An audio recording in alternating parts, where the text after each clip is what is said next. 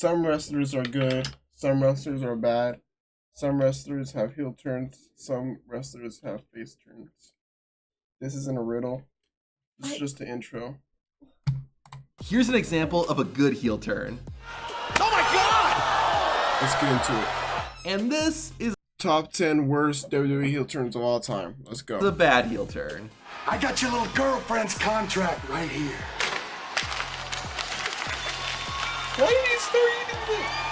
We're going to be talking about the latter in this video, and I'm sorry to say, it only gets worse from here. Number 10, Daniel Bryan. Now, I'm not talking about when Daniel Bryan became the World Heavyweight Champion, or when he turned heel in 2018 after becoming the WWE Champion. The heel turn I'm talking about happened in between those two. In the summer of 2013, Daniel Bryan organically rose to become WWE's hottest star. Bryan was pretty much the polar opposite of what WWE wanted its top stars to be like, so they tried to fight the fans and go in a different direction. In late 2013, Daniel Bryan became the target of the Wyatt family. This led to several matches between Bryan and the three Wyatts, but it all changed on the final Raw of 2013. During the show, Daniel fought Luke Harper, Eric Rowan, and Bray Wyatt in a gauntlet match. This was Bryan's breaking point, and after it was all done, the American Dragon gave in. The machine would never let me win, no matter how loud you people chanted.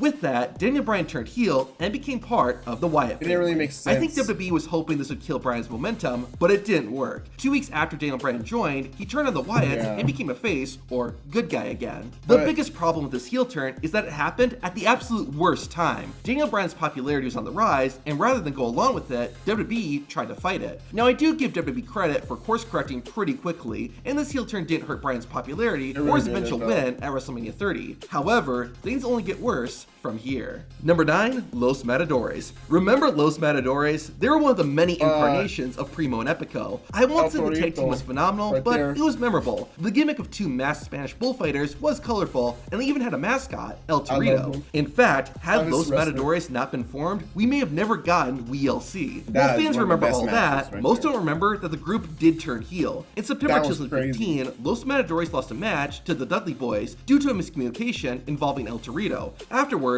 Diego attacked the mascot and turned the group heel. Devon and Bubba then intervened and put the bullfighter through a table. Following the heel turn, Los Matadores only had one match as heels, and it was nothing to write home about. After that match, Los Matadores disappeared, and when they returned, they were under a completely new gimmick. If Los Matadores was going to retire less than a week after they turned heel, then why have them do it in the first place? Maybe WWE just knew a heel Diego and Fernando wouldn't work, so they decided to stop it before it started. If that's the case, I wish WWE would have done the same thing to the heel turns we're about to see at number 5 and below. Before that though, number 8, Jeff Hardy. Jeff Hardy's heel run in TNA from 2010 to 2011 is loved by some and hated by others. However, I think everyone can agree that it was much better than when WWE tried it in 2003. In January of that year, Hardy was taking on Rob Van Dam. RVD won, and after the match, the charismatic Enigma attacked Van Dam and thus became a heel for the first time in his career. A similar thing would happen the next week when Jeff Hardy lost a match to Booker T. Hardy once again engaged in a post-match beatdown, but it was Jeff who ended up getting laid out. The same thing would happen again next week. Jeff Hardy interfered in a match between Kane and Rob Van Dam and got laid out. Shawn Michaels would try to offer some words of wisdom to Hardy afterward, but Jeff didn't listen and ate sweet chin music. The next week, Jeff Hardy turned face after he saved Stacy Keibler. Jeff Hardy is inherently a hard character to make heel since he does the awesome high-risk moves that fans like, and he's got a cool look, among other things. Like with Daniel Bryan, I once again give WWE a little bit of credit for realizing a heel Jeff Hardy wasn't going to work and adjusting. However, what I cannot give them credit for is making Hardy look like a dork. Whenever you do a post-match beatdown or interfere, he almost always got beaten up. I know good guys are supposed to win, but a heel needs to have at least some credibility, and Jeff didn't have any. Number 7, Tucker.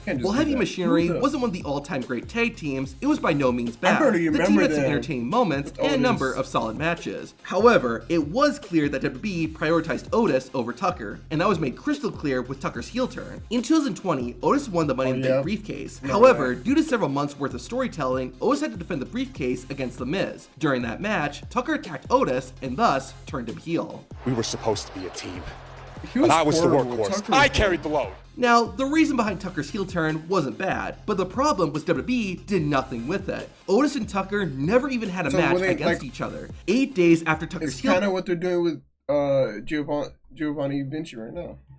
turn, he had a match with Ricochet and lost in 38 seconds. Oh yeah, Tucker did become the 24/7 champion for all of 1 minute. After that, Tucker would be off TV for months, and once he returned, he was released a few days later. Tucker's heel turn was just pointless, and it seemed like it was just a way for Otis to lose the Money in the Bank briefcase. Number 6, Eugene. Eugene is a character that WWE likely would prefer you forgot. He debuted in 2004 as the nephew of Raw General Manager Eric Bischoff. He was what makes a nephew? Eugene such a controversial character is that he was special. In fact, the Eugene character is inspired by the autistic son of wrestling legend Rip Rogers. While the character was controversial, Eugene did become popular with fans and was instantly a babyface. Eugene remained that way for the majority of his career, but not for all of it. In late 2006, Eugene formed a tag.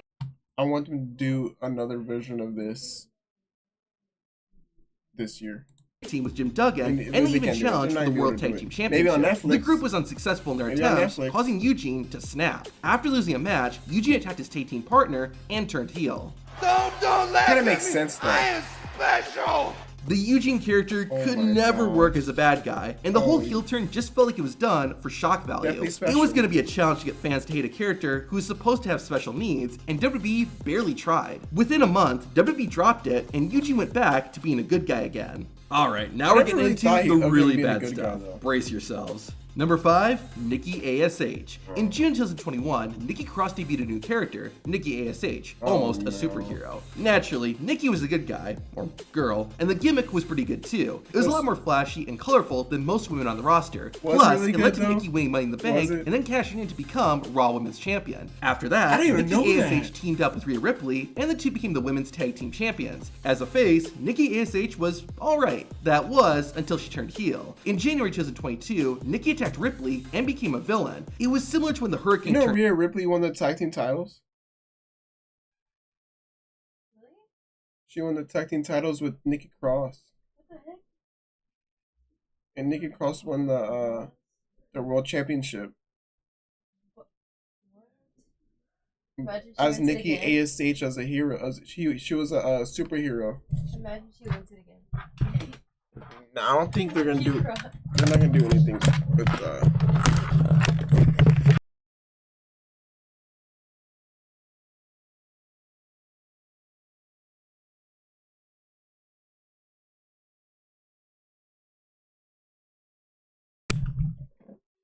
I don't think they're gonna do anything with the Wyatt 6 winning championships.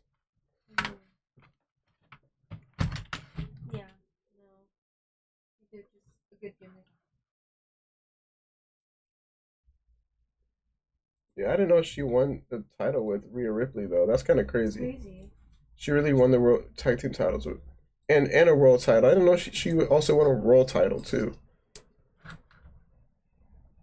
Turned heel, but and tag team titles with Rhea Ripley's kind of crazy. Unlike Helms, Nikki ASH kept using the exact same character, entrance music and all. I think the idea was that she was so delusional that she still thought she was a hero. But then, shouldn't she change her character from almost a hero to an actual hero? The character didn't work as a heel, and part of that might be because she didn't have any great storylines or rivalries after she turned. Regardless, WWE eventually agreed and had Nikki ASH revert to her original Nikki Cross persona. Number 4, Mick Foley. I mean, she would just stare off. She was stand and stare. It was because of his willingness to put his health and safety on the line to entertain fans, on top of just being a wonderful human being. While Mick Foley had worked as a heel in the 90s, by the 2000s, Foley had cemented himself as a true fan favorite. That's why, in 2006, it was so bizarre to see Mick Foley turn heel. That year, Mick Foley began a rivalry with Edge, leading to their iconic WrestleMania match. When he was a heel? Few weeks later, Foley faced Edge again in a triple threat match involving Tommy Dreamer. However, it was all a setup, and Edge and Foley attacked Dreamer, turning Foley heel. Listen to this crowd reaction.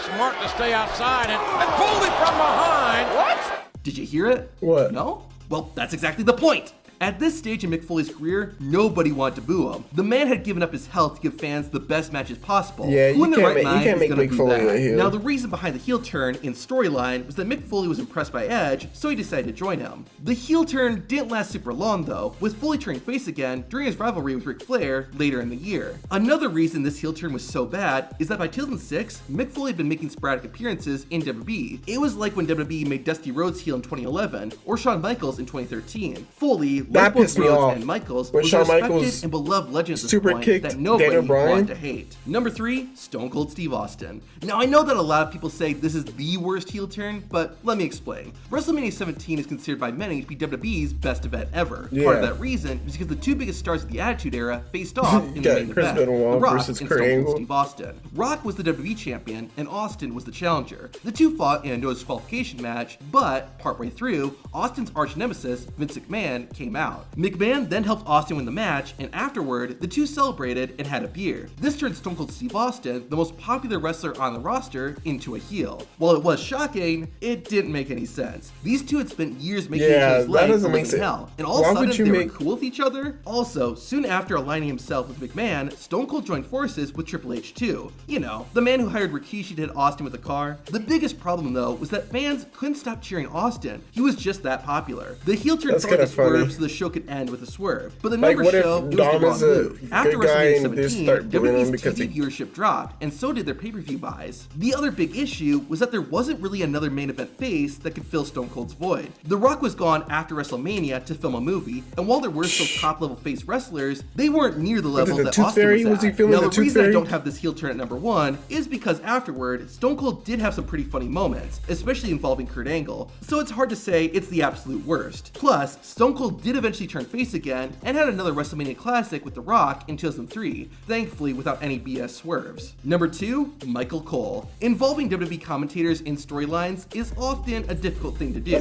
Some work out alright, like with Pat McAfee, but a lot don't. WWE tried not once, but twice to make Jim Ross a heel, but both failed. In fact, Ross actually got cheered after kicking Michael Cole in the nuts. Why did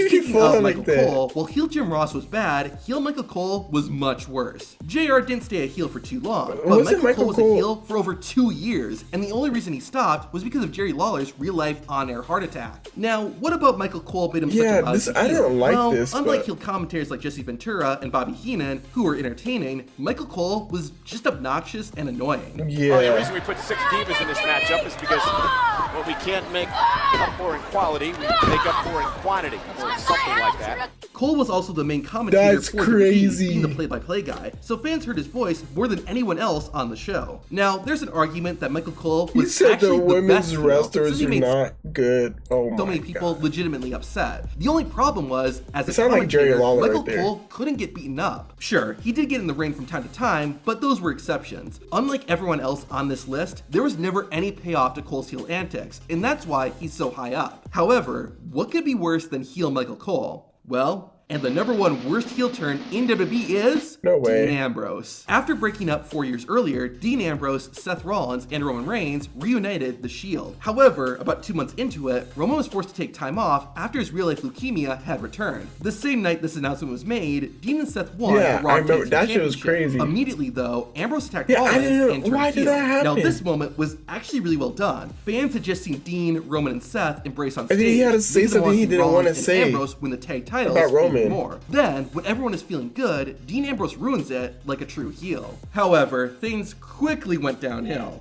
The way you cheer your little hearts out for Seth Rollins makes me sick. No, literally makes me sick to my stomach. Makes me want to throw up. And what is that smell?